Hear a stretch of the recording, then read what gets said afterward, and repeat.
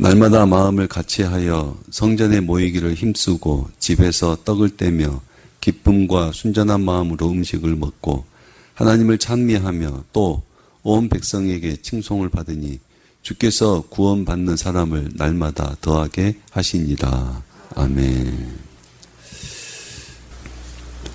사도행전 2장 36절 이하를 제가 읽겠습니다. 그런즉 이스라엘 온 집은 확실히 알지니 너희가 십자가에 못 박은 이 예수를 하나님이 주와 그리스도가 되게 하셨느니라.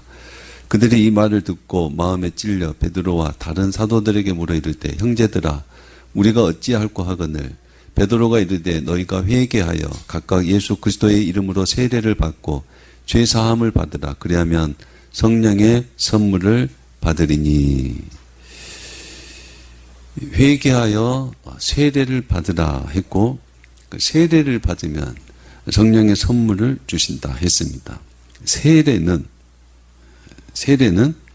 십자가에 달리신 그리스도와 함께 죽고 부활하신 그리스도와 함께 사는 것이라 했습니다. 그래서 세례 받는다는 말은 세례 받은 사람들은 그리스도와 함께 죽는 것을 배우고 그리스도와 함께 사는 것도 배워야 됩니다.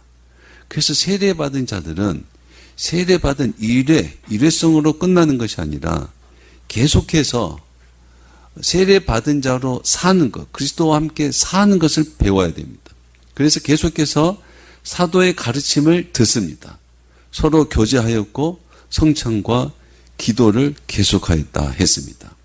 그렇게 자연스럽게 모여진 사람들이 교회가 되었습니다. 그때 교회를 교회사 측면에서 초대교회라 했습니다. 우리는 이 초대교회를 말하는 이 말씀을 통해서 초대교회의 특징을 몇 가지 볼 수 있다 했습니다. 지난주 말씀입니다. 사람마다 두려워하였다. 43절 사람마다 두려워하였는데 하나님을 두려워함이 있었다는 거예요. 교회의 출발은 하나님을 두려워함입니다. 내가 죽인 예수를 하나님이 살리셨고 그 하나님 앞에 나아가는 일이 두려운 일입니다. 무서움보다도 하나님을 경외함에 대한 존경심에 대한 두려움입니다. 그런데 하나님에 대한 두려움을 잃어버린다면 교회는 하나님을 두려워하는 사람이 모여 있는 곳인데 하나님에 대한 두려움을 잃어버린다면 하나님에 대한 근본을 잃어버린 것과 같습니다. 모든 교회는 하나님을 두려워할 줄 알아야 됩니다. 우리가 죽는 것보다도 하나님을 더 두려워하셔야 돼요. 죽는 것보다도. 재난을 통해서 죽는 것보다도 하나님을 더 두려워하셔야 돼요. 코로나19보다도 하나님을 더 두려워하셔야 됩니다. 물론 코로나19나 우리가 죽는 것을 함부로 여기는 것은 아니죠. 그 어떤 것보다도 하나님을 더 두려워하셔야 된다. 그게 교회입니다. 우리는 내 생명과 죽음 사이에서 천국과 지옥으로 재판하시는 하나님을 두려워해야 됩니다. 그리고 하나님이 하신 일을 보면 우리는 두려워하지 않을 수 없습니다. 또 사람마다 두려워하는데 사도들로 말미암아 기사와 표적이 많이 나타나니 사도들로 인해서 기사와 표적이 많이 나타났다 했습니다. 모든 기사와 역사는 하나님을 나타내는 표적이라 했습니다. 그리고 그 기사와 표적은 누구에게 나타나느냐? 사도들에게, 복음에 순종하고 하나님의 일을 하는 사람들에게 나타난다 했습니다. 아무 일을 하지 않으면 하나님의 그 기사와 표적이 나타나지 않습니다. 하나님의 일을 해야 기사와 표적이 나타납니다. 하나님이 그 일을 도우신다는 겁니다. 여러분 우리도 지금 뭐 할 때라 그랬어요? 일할 때라 그랬습니다. 여러분 인생에 이제 내가 받은 게 많고 깨달은 게 많으니 나도 일해야 되겠다는 마음을 가지시기 바랍니다. 일을 하셔야 됩니다. 또 믿는 사람들은 모이면서 모든 것을 공동으로 소유했다 했습니다. 44절 믿는 사람이 다 함께해서 모든 물건을 서로 통용하고 모든 물건의 공동 소유자가 되었단 말이 아니라 내 것을, 내 사유재산, 내 것을 모든 사람의 것으로 여겼다 하는 말입니다. 저 사람의 것이 내 것이 아닙니다. 내 것을 모든 사람의 공동의 것으로 여긴 것입니다.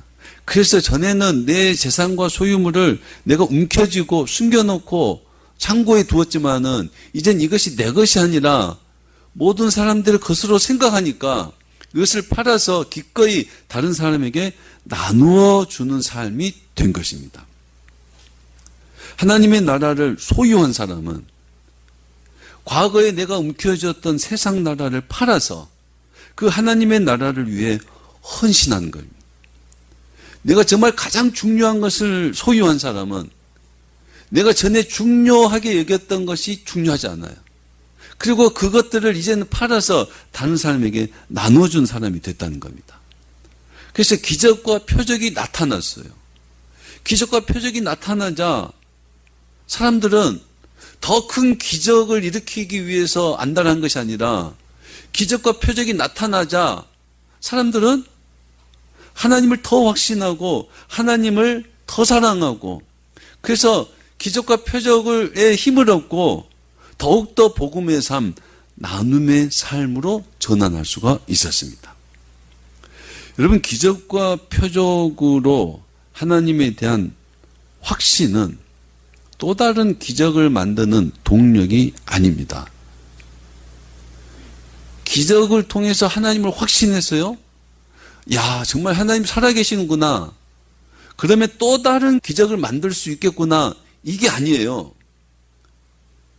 기적에 대한 하나님이 나에게 우리에게 기적과 표적을 주시면 또 다른 기적의 동력이 아니라 말씀에 순종하는 동력이 된 겁니다. 아, 내가 이제는 하나님께 정말 순종할 수 있겠구나. 생명을 다해서 하나님을 따를 수 있겠구나 하는 동력이 된 거다 이 말입니다.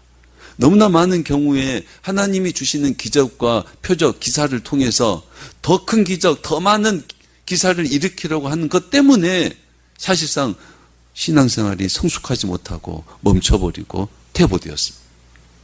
하나님 주시는 기적과 표적은 하나님의 말씀에 순종하는 동력이 되어야 됩니다. 오늘 말씀입니다. 46절 날마다 마음을 같이하여 성전에 모이기를 힘쓰고 초대교회의 모습의 특징 중에 하나는 날마다입니다. 날마다 47절에도 하나님을 찬미하며 또 온 백성에게 칭송을 받으니 주께서 구원받은 사람을 날마다 더하게 하시니라. 날마다입니다. 날마다 마음을 같이 했습니다. 날마다 성전에 모이기 힘썼고 날마다 집에서 떡을 떼고 날마다 기쁨과 순전한 마음으로 음식을 먹었습니다. 날마다 하나님을 찬미했고 날마다 온 백성에게 칭송을 받았습니다. 날마다 주께서 구원받는 사람을 더하게 하셨습니다. 초대교회는 날마다 교회입니다. 날마다 교회예요. 매일 교회입니다. 매일. 주일에만 모여서 교제하고 주일에만 하나님을 찬미하고 주일에만 칭찬을 받은 것이 아닙니다. 초대교회는, 처음 교회는 날마다 교회로 살았습니다. 날마다 교회로 살 때 날마다 구원받는 사람들을 더하게 하신 것입니다. 교인들의 영적인 삶은 날마다 이루어졌다는 겁니다. 정말 중요합니다. 날마다요. 썬데이 크리스찬이 아닙니다. 일요일에만 크리스찬이 돼요. 평일에는 아니에요. 그걸 썬데이 크리스찬이라 그럽니다. 썬데이 크리스찬이 아니라 날마다 크리스찬입니다. 날마다 기독교인이에요. 날마다요. 날마다 믿음 생활을 하는 사람들이 모인 곳이 바로 교회입니다. 날마다 세례받은 자로 사는 사람들의 모임이 교회예요. 날마다 구원받은 자로 사는 사람의 모임이 교회고, 날마다 하나님을 찬미하고 날마다 백성들에게 칭송받는 사람들의 모임이 교회입니다.